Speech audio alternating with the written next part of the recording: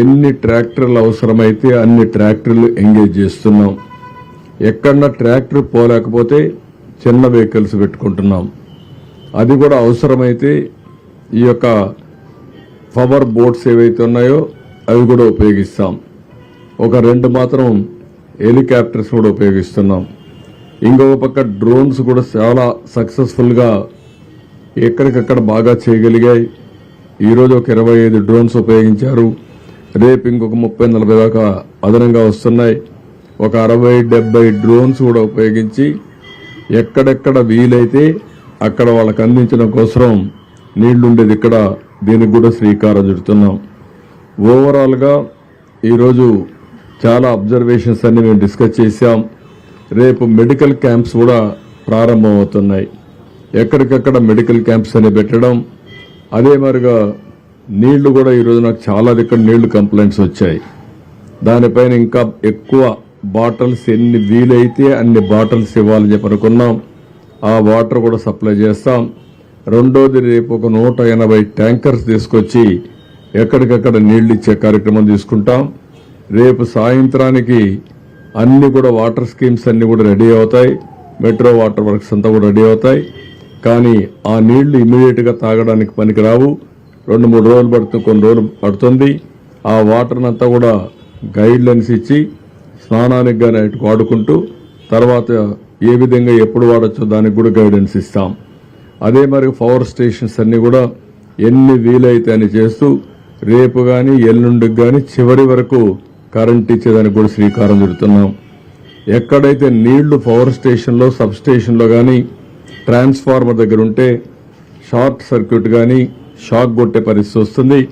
అలాంటివన్నీ కూడా ప్రికాషన్ తీసుకుని ఇమ్మీడియట్ గా రెస్టోర్ చేయడానికి అన్ని ప్రయత్నాలు చేస్తున్నాం.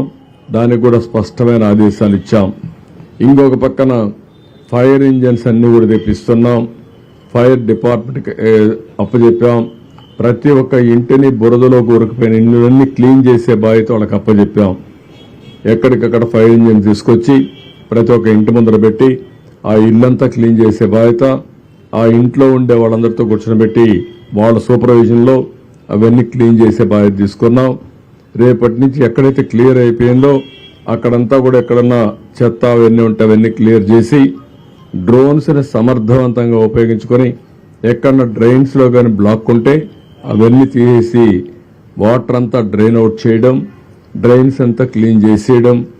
అదే సమయంలో బ్లీచింగ్ కానీ లేకుంటే ఏమి చేస్తే ఎఫెక్టివ్ గా ఉంటుందో డ్రోన్స్ ఉపయోగించి ఏమైనా లిక్విడ్ స్ప్రే చేయగలుగుతామా, టోటల్ శానిటేషన్ కి ఆ ఎక్సర్సైజ్ కూడా స్టార్ట్ చేస్తున్నాం.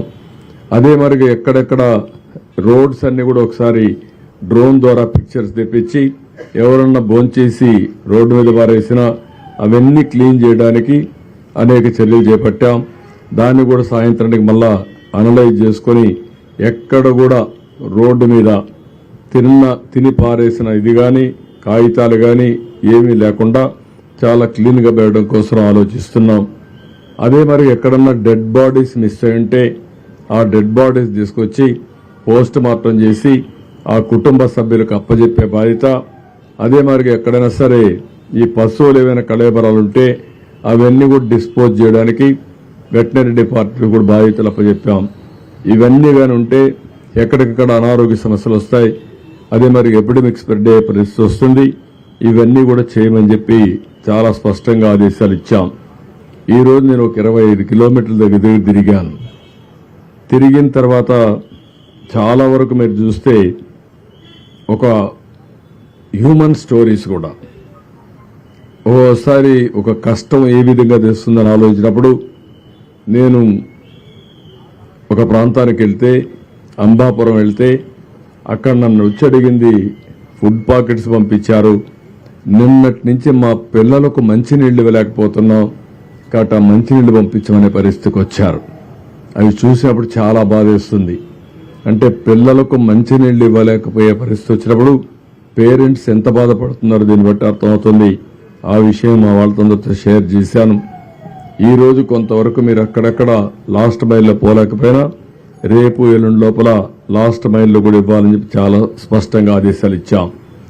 రెండోది సబ్ లేన్స్ ఇంకొక పక్కన స్కాటర్డ్ హౌసెస్, ఇంకో పక్కన మల్టీ స్టోర్డ్ బిల్డింగ్స్.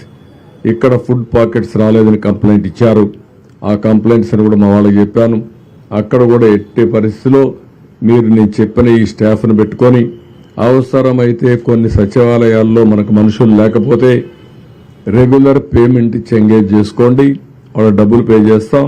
కానీ ఎక్కడ కూడా ఒక్క వ్యక్తి కూడా మిస్ కాకుండా భోజనం మార్నింగ్ బ్రేక్ఫాస్ట్ నుంచి భోజనం కానీ ఇవన్నీ అందే బాధ్యత తీసుకోమని చెప్పి చాలా స్పష్టంగా చెప్పాను. ఇంకొక పక్క అక్కడక్కడ ఫుడ్ పాకెట్స్ కానీ బిస్కెట్స్ కానీ ఇసిరిసిరేస్తున్నారు. అవి వాటర్లో పడుతున్నాయి. ఆ వాటర్లో పడినట్టు తీసుకుని మళ్ళా తినే పరిస్థితికి వస్తున్నారు. అది పద్ధతే కరెక్ట్ కాదు. గౌరవప్రదంగా చేతికి అందజేసే బాధ్యత తీసుకోవాల్సిన అవసరం ఉంది. అందరికీ ఒకటే చెప్తున్నా, ఎక్కడ మీరు ఈ ఫుడ్ తీసుకుపోతే ఏదైనా సరే పళ్ళు కానీ బిస్కెట్స్ కానీ ఫుడ్ కానీ పాలు కానీ నీళ్లు కానీ చేతికి ఇచ్చే పద్ధతి నేర్చుకోండి. ఇది కంపల్సరీగా చేయాల్సిన అవసరం ఉంది. నిన్న ఈరోజు వాటర్లో దిగలేక కొంతమంది కూడా చేశారు, కానీ అది కూడా కరెక్ట్ కాదు. దీనివల్ల కంటామినేషన్ డిసీజెస్ వచ్చే పరిస్థితి వస్తుంది. అది కూడా చాలా స్పష్టంగా ఆదేశాలు ఇచ్చి ఇవన్నీ చేయొద్దని కూడా చాలా వరకు చెప్పాం. ఇంకో పక్క ఈరోజు ట్రాక్టర్స్ వచ్చాయి కాబట్టి చాలా వరకు విజిబిలిటీ వచ్చింది. చాలా వరకు ట్రాన్స్పోర్టేషన్ కూడా ఉపయోగపడ్డాయి.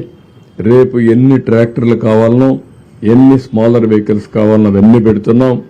ప్రతి ఒక్క వెహికల్ నేరుగా సచివాలయానికి వెళ్తుంది పోలీస్ ఎస్కార్ట్తో. మీరు ఇప్పుడు ప్రెషర్ కూడా తగ్గింది. నిన్న మొన్న ఎక్కడికక్కడ వెహికల్స్ హైజాక్ చేసే పరిస్థితికి వచ్చారు, కానీ ఈరోజు అలాంటి సమస్యలు లేవు. రేపు ఇంకా కూడా స్ట్రీమ్ లైన్ అవుతుంది. ప్రజలందరికీ అప్పీల్ చేస్తున్నా, ఎక్కడ కూడా మీరు హైజాక్ చేయడం కరెక్ట్ కాదు.